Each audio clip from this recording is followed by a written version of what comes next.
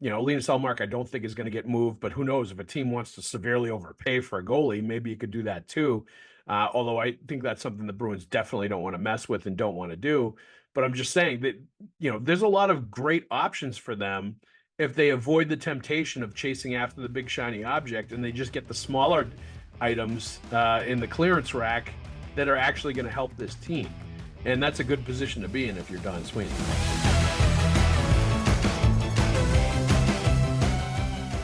Welcome to another episode of the Pucks With Haggs podcast. As always, I'm your host, Joe Haggerty.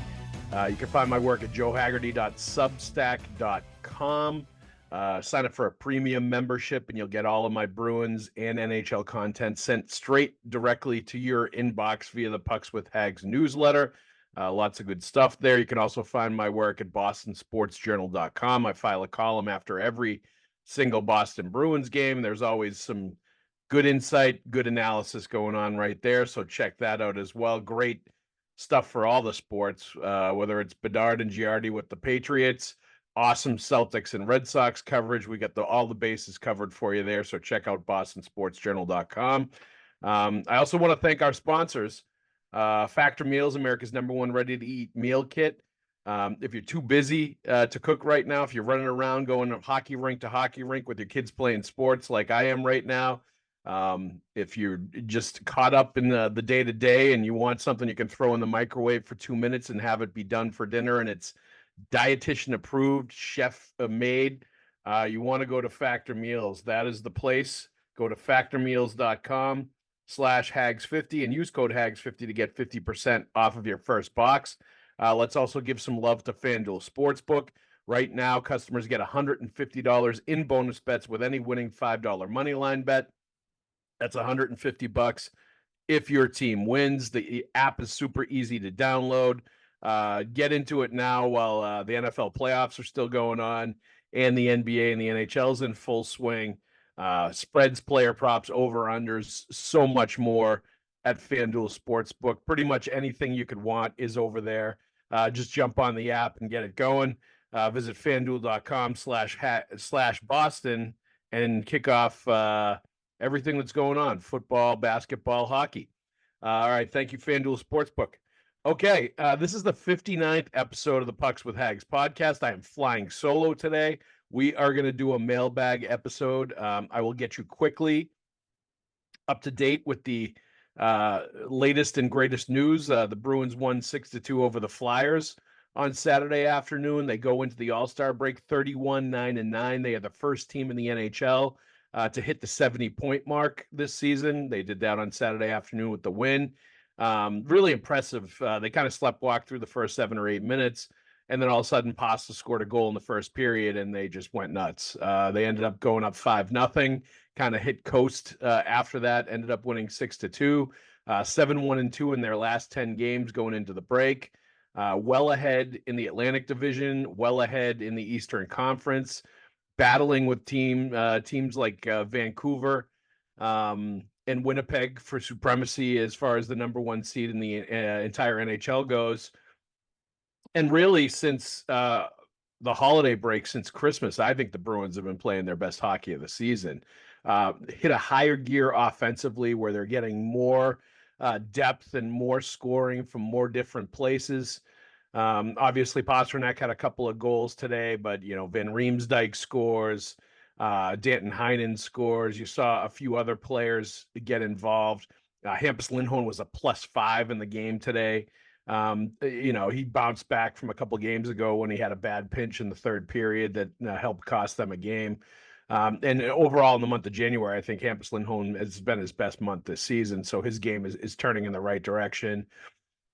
Linus Ullmark was outstanding early in the game when the Bruins just didn't have it before they started scoring. So he goes into the break feeling good about his game as well. Jeremy Swayman, obviously, his play speaks for itself. Going to the NHL All-Star weekend along with David Pastrnak and Jim Montgomery. So hard to find a lot of fault with what's going on with the Boston Bruins right now. They're kind of in that everything is awesome sort of mode.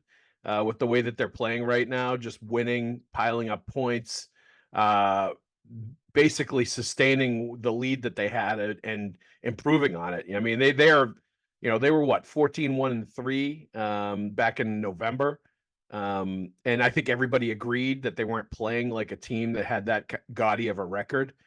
They're actually playing at the level where they could have a record like that, and they're playing at a level that befits a team that could win the President's Trophy. Wouldn't that be amazing if that happens 2 years in a row for this Boston Bruins team, and they do it the year after Patrice Bergeron and David Krejci retired. So just a lot of positives with the way they finished up strong going into that All-Star weekend, All-Star break weekend, with wins over Ottawa and Philly on the road to finish it off. And the way that they closed it out today was impressive to me.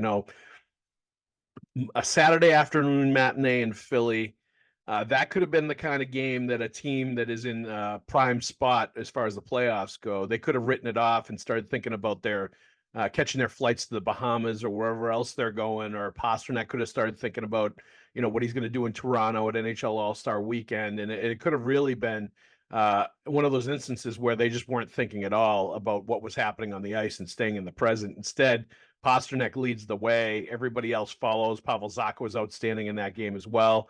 Zacha, JVR, and Pastrnak were all playing together, and they were excellent as a line. So a lot of really impressive things that you really can't be too critical of what's going on there. The only interesting notes and maybe down notes coming out of that game were just the players that couldn't play in that game. Jake DeBrusk just generally banged up, nothing specific. Probably, he's played a lot, so he probably needed give him an extra day before the NHL All-Star break. It would help him.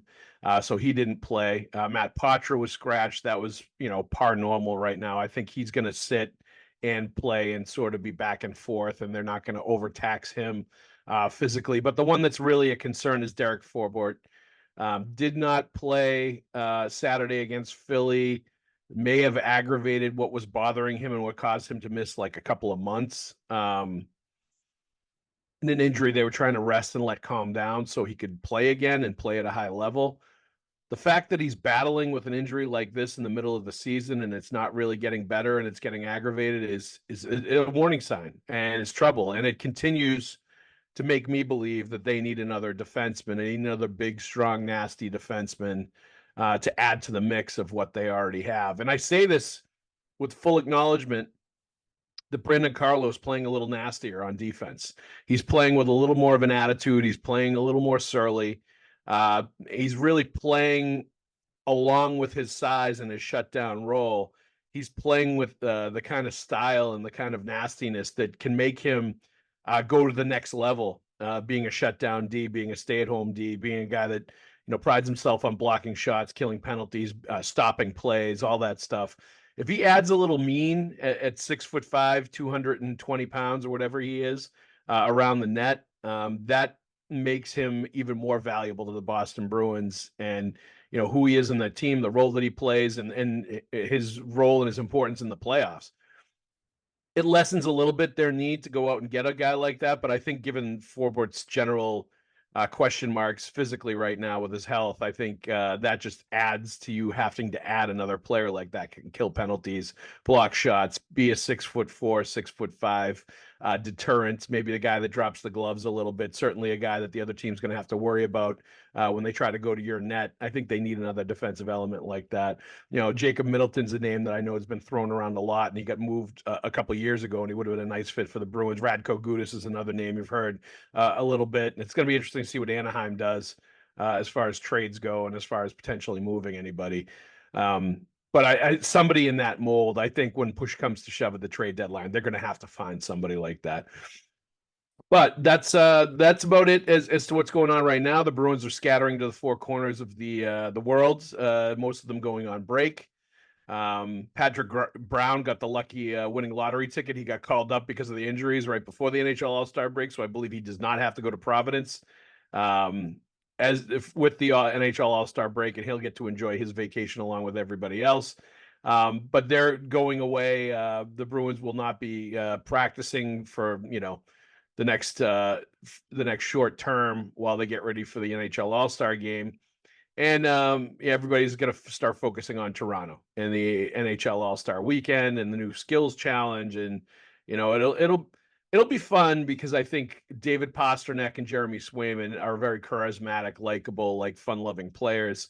I think that's something the media will pick up on while they're there, and this really could be maybe Jeremy Swayman's coming out party as far as the entire league goes, as to what kind of a marketable player he can be, what kind of a star player he can be, how much he's a guy that I think his profile is going to get raised nationally as a really like fun loving goalie that's good and is a kind of a good soundbite, and is certainly an interesting story coming from Alaska. And I think this really could be one of those weekends that we look back on as people view Jeremy Swayman a little bit differently coming out of NHL All-Star Weekend as they did going in. He has the potential, I think, to sort of ride that hype train a little bit. And now, NHL All-Star Weekends are never built for goalies. It's never a goalie showcase. They kind of take a backseat to everything and just hanging on for dear life for the most part. But I think he's the kind of guy that may be able to, maximize this experience as he does with everything. The NFL season is wrapping up, and there's still time to get in on the action with FanDuel, America's #1 sportsbook. Right now, new customers get $150 in bonus bets, guaranteed when you place a $5 bet. That's $150 in bonus bets, win or lose. Now, the app is so easy to use, and there are so many different ways to bet, like live same-game parlays, find bets in the new Explore tab, make a parlay in the Parlay Hub, the best way to find popular parlays, and more. So visit FanDuel.com/Boston and make your first bet a layup. FanDuel, official partner of the NFL. All right, so this is a mailbag episode of the Pucks with Haggs podcast. We're going to answer some of your questions. As always, hit my Twitter account, Hacks with Haggs, and use the hashtag Pucks with Haggs if you ever want to ask me a question or have it in the mailbag. Because I do these maybe once a month or so. I want to answer all your questions. Sometimes I grab Facebook comments that I think would be cool questions. I certainly get plenty of Facebook on my Facebook fan page, which is also Pucks with Haggs. I get longer form questions that I'll also include in here. So let's start off with the first one. This is from Ryan J7800 on Twitter. Could you see Sweeney trading Patra for Elias Lindholm? Swayman is obviously going to get a massive contract, 6.5 plus AAV. This offseason, will it be with the Bruins or another team? Swayman's not going to go to another team. He is still a restricted free agent. I think he is going to get signed. I think he is going to get paid, and he's going to get the money that he's looking for. And I think somewhere in the 5 to 6 range, I think is definitely realistic, and I think it's definitely somewhere in that neighborhood, maybe a little bit more. I don't know if it's going to be too much more than that, given this is just, this is one season that he's having right now, and there's still a limit as to how many games he's going to play with Linus Ullmark around. He's not going to hit 60 plus games that he's going to play this season. So there's still going to be some things I think he's going to have to prove as far as sustaining it over a long period of time, proving that he can do it with everything on his shoulders, which it would be much more on his shoulders if he had a guy like Brandon Bussi backing him up instead of Linus Ullmark sharing the workload with him. So I think all these things will play into it being a little less than you would expect. He's not going to get paid like a Vezina Trophy winning franchise goalie that's been playing 65 games a season. That's just not going to happen because he doesn't have that resume yet. But he obviously is going to get as much as he can, and he should. I think he realized it's now a business after going through arbitration, and that he should get what his worth is, and I think he will get it, and I think it's going to be with the Bruins. I don't think they want him to go anywhere, and I don't think he wants to go anywhere. Just listen to how much he loves being a part of the team, as much as he knows it's a business as well. I think they'll figure it out when push comes to shove. Could I see Sweeney trading Patra for Elias Lindholm? No. I don't think they need Elias Lindholm. Watch this team right now. Do you really feel like they need a center? Charlie Coyle's on a pace for like 30 goals, 65 points. They put it this way. Do I think they need a top line center? No. I don't think they need a number 1C because of the way Charlie Coyle has played, the way he stepped in. He's putting up Bergeron-esque numbers offensively in a number one center role. He's playing in all situations. He's doing it a little differently than Patrice Bergeron did, but he's doing it in a much more consistent way than he ever had before, and is a huge factor in everything that's gone down for the Bruins this season, how good they've been. And I'm beginning to get tired of hearing Elias Lindholm's name because I think we might have a better player in Charlie Coyle here right now, the way that he's playing.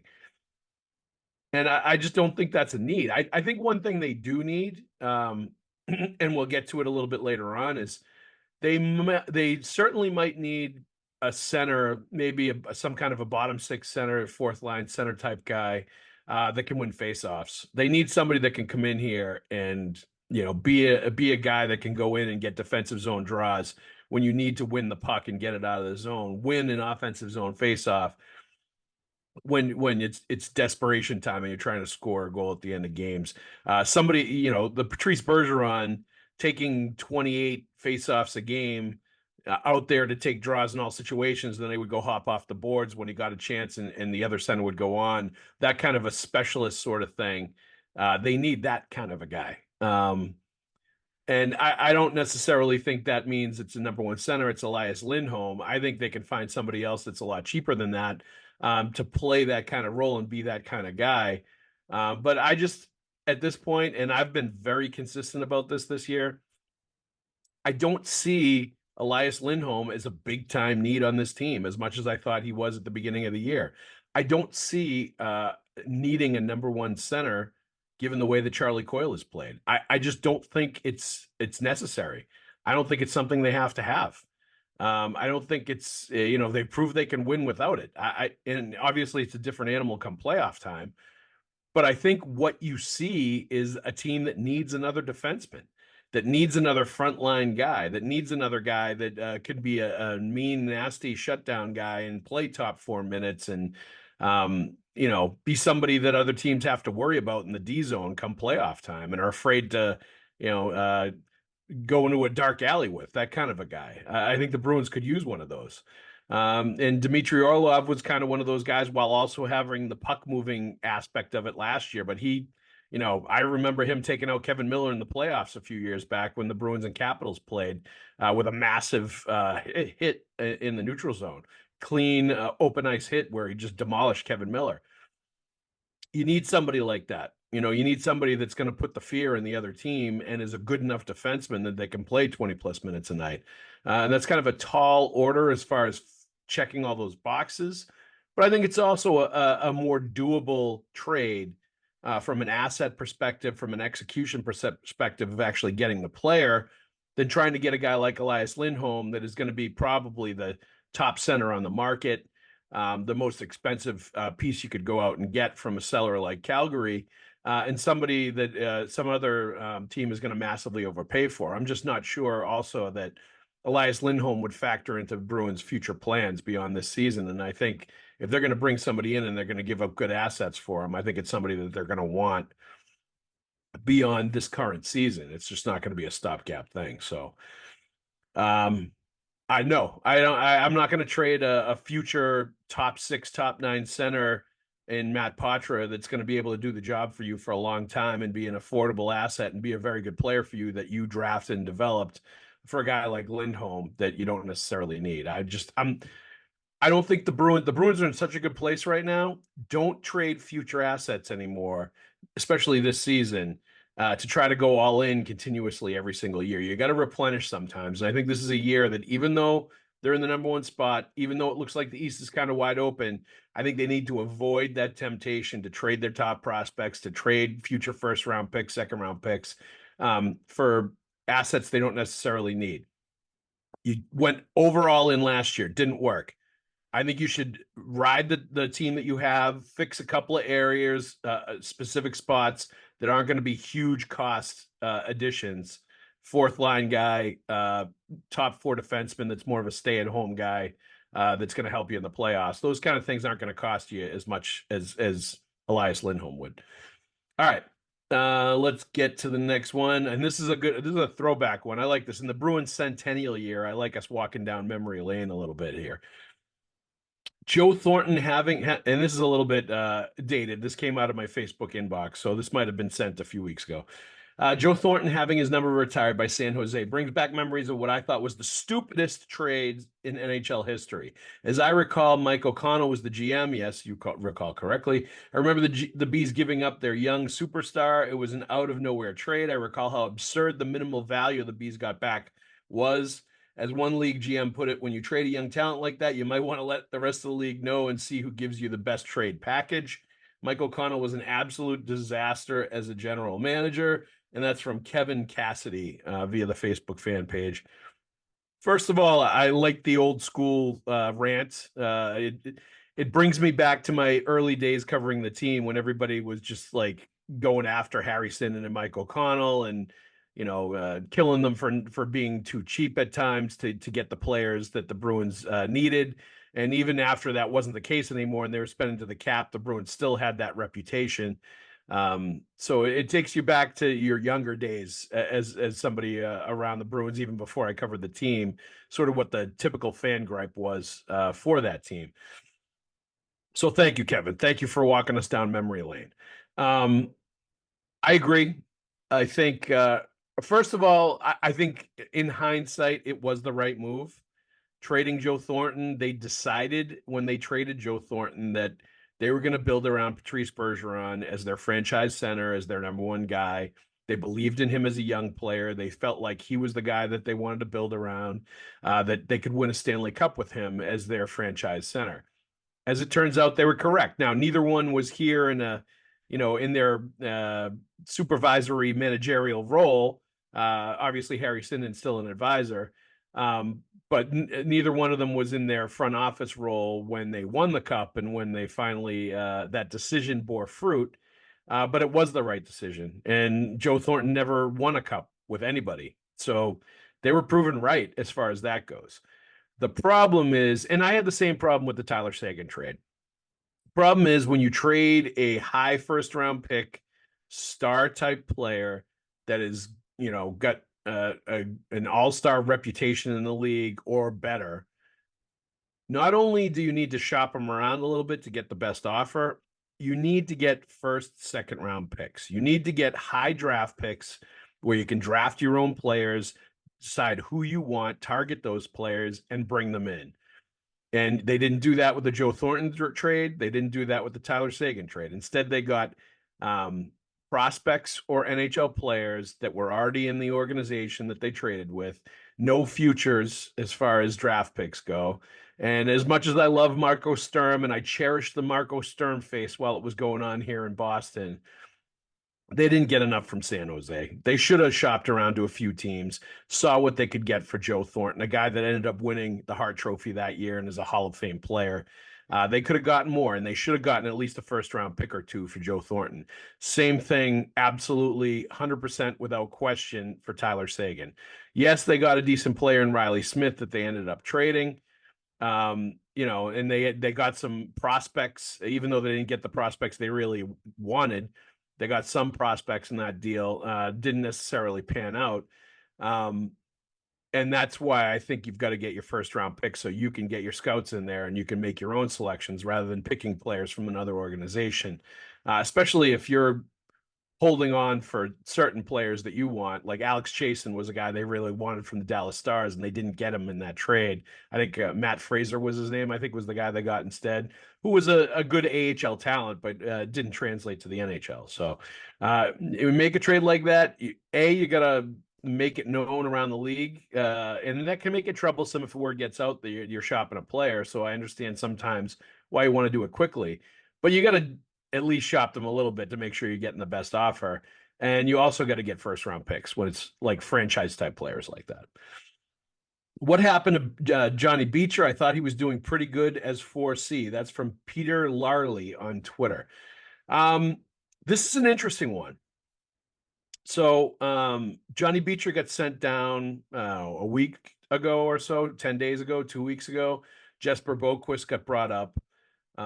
It kind of raised eyebrows that Boquist stuck around, and he's been, doing the job lately. while Beecher went down to Providence, because Beecher had shown like he's a pretty good face-off guy. He had shown that he could kill penalties. He popped in a couple of goals. He'd been decent, but I think the problem was twofold.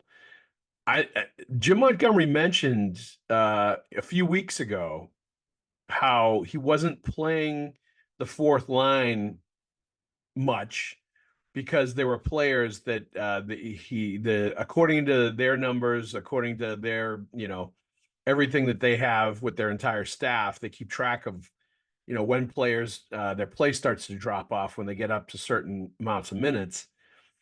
And I've got to believe that Johnny Beecher was one of those players. When the minutes went up, the level of play went down, and the endurance just wasn't there. The cardio ability to maintain performance wasn't there when they got above 10 minutes, when they got into the 11, 12, 13-minute range. And this is probably part of the reason that Jacob Lauko was always stuck at 8 or 9 minutes, and Oscar Steen was always stuck at 8 or 9 minutes, because they had them with Beecher, and the three of them were not getting over 10 minutes of ice time.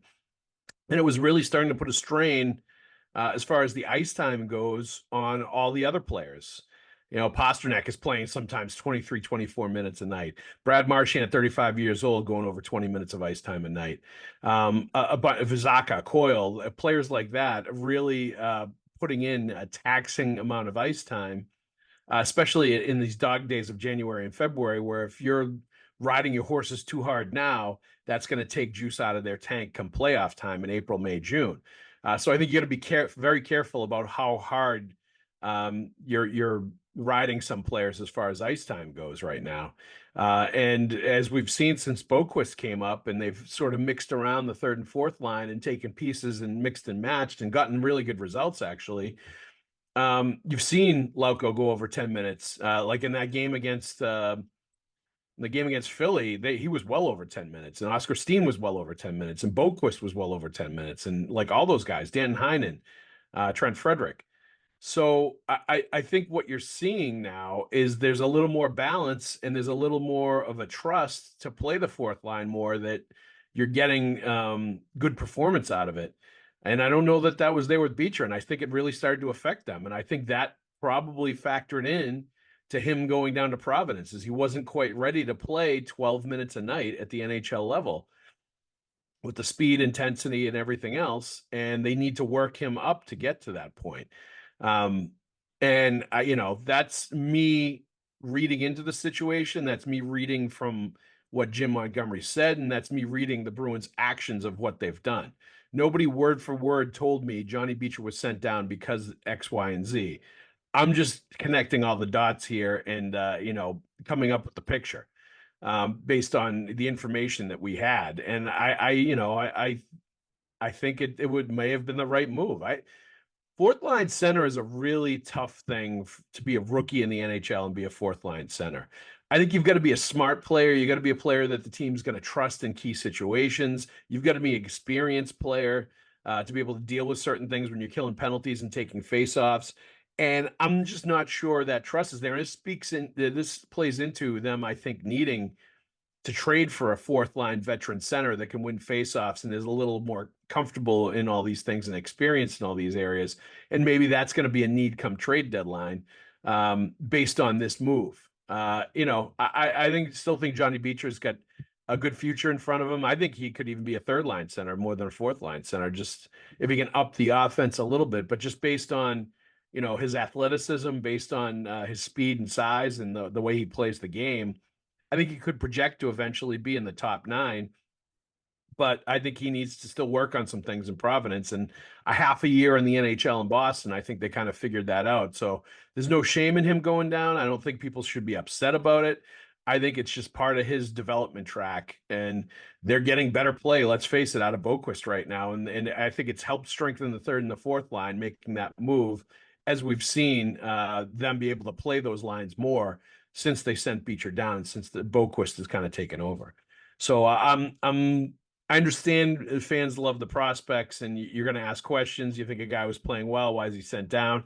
I just think there was some real reasons behind why they did it.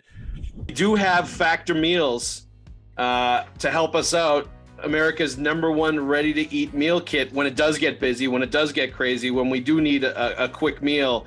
They fuel you up fast with flavorful and nutritious ready-to-eat meals delivered straight to your door. Takes less than 2 minutes to cook them. They're fresh, never frozen. Meals ready in 2 minutes, like I said. They have calorie-conscious options, going upscale with some of the things they're offering now, like surf and surf meal options, roasted garlic filet mignon, and shrimp and Cajun spiced shrimp and salmon, which is like right in my wheelhouse. This is the kind of stuff I'm all about. So it's got everything for everybody. There's 34 plus chef prepared, dietitian approved weekly options for meals. You can get snacks, you can get breakfast items. Like it's a great deal.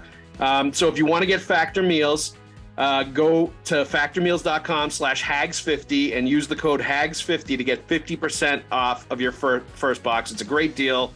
I've tried it. It's fantastic. I recommend it to you. We love these ready to make meal kits, especially when we're on the go with our kids. So one more time, that's factormeals.com/Haggs50 to get 50% off your first box. You won't be sorry if you go to Factor Meals. It gets the Haggs thumbs up seal of approval. All right. Remember when Bruins fans hated, and this is Brandon Carlo they were referencing, when his biggest issue was his defensive partner? I like Krug and Grizz, but both are kind of bad in their own end. Grizz has slowed the last couple of years. His skating was his biggest attribute. Now that is starting to disappear. Krug was unbelievably talented offensively, but was never super fast and would get bodied easily. I'd love to see Carlo get a guy like Jacob Middleton as a D partner. I agree. I first of all, I sang the praises of Brandon Carlo earlier. I think he's playing more physical. He's playing nastier. He took a nasty puck to the face. His cheek was all swollen after the game was over. He had a big cut, but he finished off his shift and he came back and finished the game after he was done checking to make sure all the chiclets were there and they got whatever bleeding was going on inside his mouth taken care of.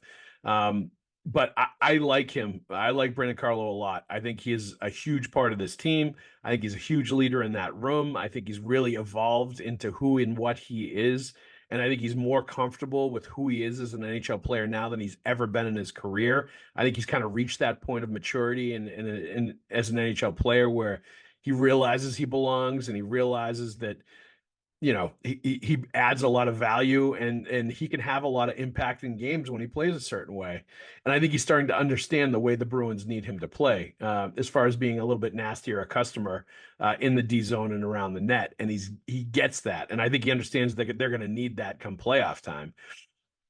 I would love to see him play with a guy like Jacob Middleton. I think there's a bunch of defensemen that I would love to see him play with where they could just go out there and be a shutdown pair that just kick the crap out of the other team's skill players and just wear them down around the net and just bang bodies and get them out. And I know you can't play the way Darian Hatcher used to, killing people in front of the net and just being this massive dude that was just mean and nasty. But I still think you have to play that way to a degree. It's still hockey. If you're going to play defenseman, you still have to have a lot of that element. And I think that helps them close out teams in the third period. That helps them win 1-goal games. That's going to help them win in the playoffs. Is not only having Brandon Carlo be more of that guy, but bringing in somebody else, especially if Derek Forbort is a physical question mark. So I do think, yes, you're on the right track with the defenseman that you like. I do think at times maybe Brandon Carlo has taken criticism that's probably been more appropriately aimed at the partners he was with, because they would always put him with a smaller defenseman that moved the puck, and a lot of the defensive stuff would fall on his shoulders, and he would also kind of leave the offense to them and not really fill in as much and be the fifth attacker in that trailer and a guy that was looking to create offense. He does that a little bit more now, and I think it's a nice balance that he has. So they should keep that going. It's tough. Matt Grzelcyk's it's a tough example right now of where do you put him. I've never been a fan of McAvoy and Grzelcyk as a pairing. I just don't want to see Grzelcyk if McAvoy's going to get paired up against the other team's top players and paired up in tough defensive situations. Matt Grzelcyk's not a guy I want to see in those kind of situations. I think Carlo would be more effective if you put him with a bigger, stronger guy that was kind of mobile too.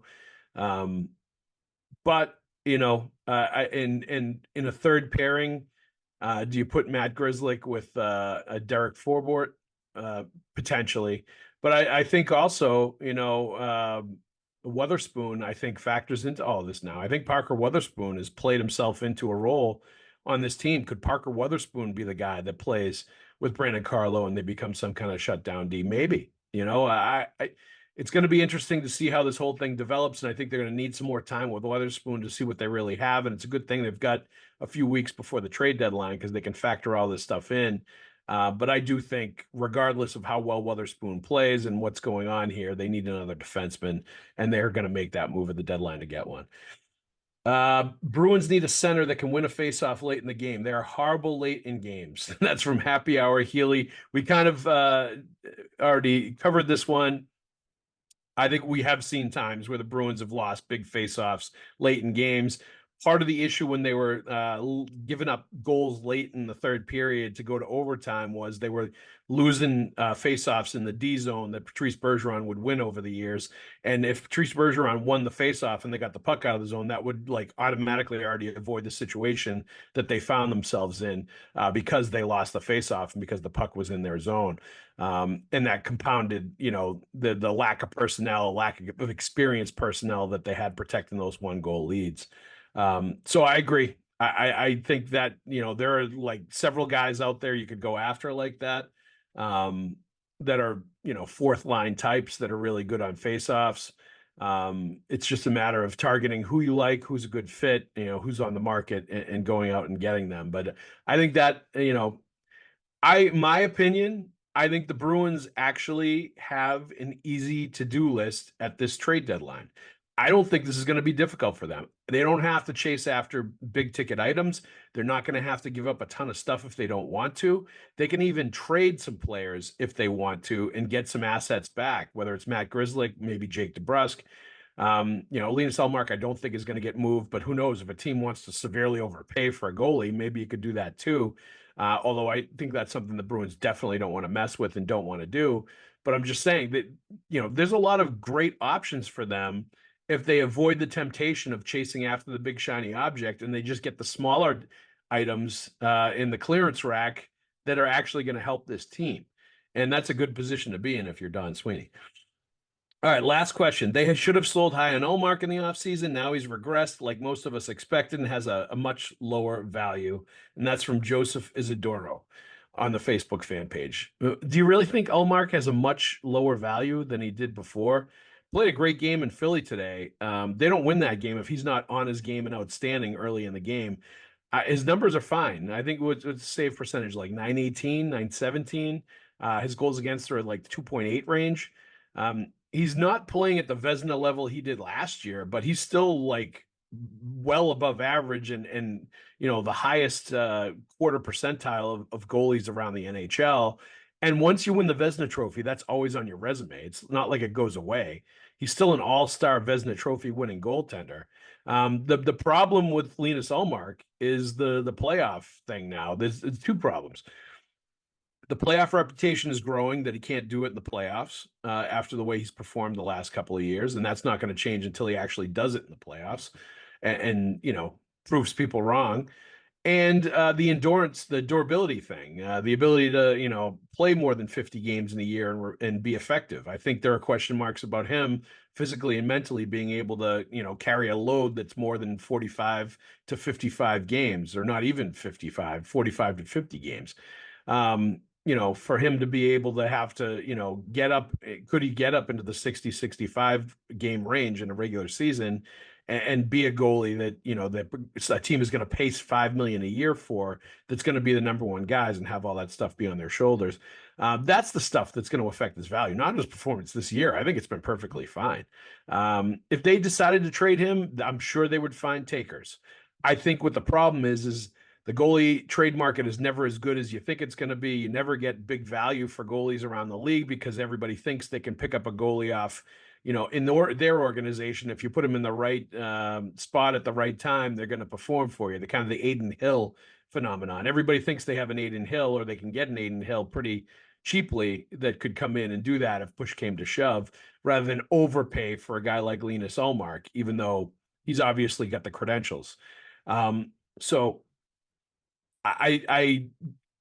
I differ and I disagree with the overall notion of this email and of this question. I still think they're going to look to trade him in the summertime. I think they should get decent value for him.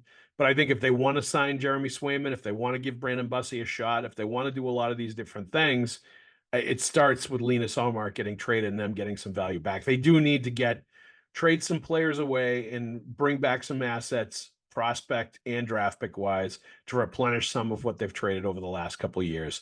And it's going to be painful to trade some of these players away because a lot of them have been fun over the years. If the Bruins trade Ullmark, the goalie hug is gone.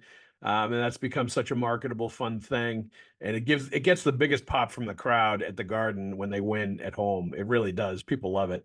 So that stuff is tough to trade away. Same with Jake DeBrusk if you traded him away, or Matt Grzelcyk, or a lot of these players. If they've been here a long time, fans are connected to them and they don't want to see them go. And I totally understand that. They're good people. Nobody wants to see them go. But I do think you have to look long and hard at it if you want to recoup some of your assets. All right. That is another edition of the Pucks with Haggs podcast in the books. Let me thank my sponsors real quick. Factor Meals, America's #1 ready-to-eat meal kit. Elevate your eating at home with their upscale surf and turf and surf and surf meal options like roasted garlic, filet mignon, and shrimp, and Cajun spice shrimp and salmon. I had an Indian butter dish the last time I got Factor Meals, and it was outstanding. You just pop in the microwave and it's done in 2 minutes. No fuss, no muss. So head to factormeals.com/Hags50 and use code Hags50 to get 50% off. Let's also thank FanDuel Sportsbook. Right now, new customers get $150 in bonus bets with any winning $5 money line bet. You would know this if you watched the commercials with Kevin Weeks that are on the NHL Network all the time, which I love. The FanDuel Sportsbook commercials with the hockey people are outstanding. Chef's kiss. So that's $150, $150 if your team wins. If you've been thinking about joining FanDuel, the exclusive wagering partner of the CLNS network, then there's no better time to do it right now with the last few weeks of the NFL playoffs coming up, with the NBA and the NHL in full swing, and NHL All-Star Weekend. You're going to be able to have all kinds of player prop bets if you want. The app is easy to use, so download it, and there's a lot of wide range of betting options, like spreads, player props, over-unders, so much more. So visit fanduel.com/Boston and get her going. All right. Thanks a lot for sending in all your mailbag questions this week. We'll be back next week with a guest for the Pucks with Haggs podcast, where we'll break down the All-Star break NHL season and the Bruins season and talk about what's to come. As always, thanks for listening to the Pucks with Haggs podcast. We'll see you at the rink.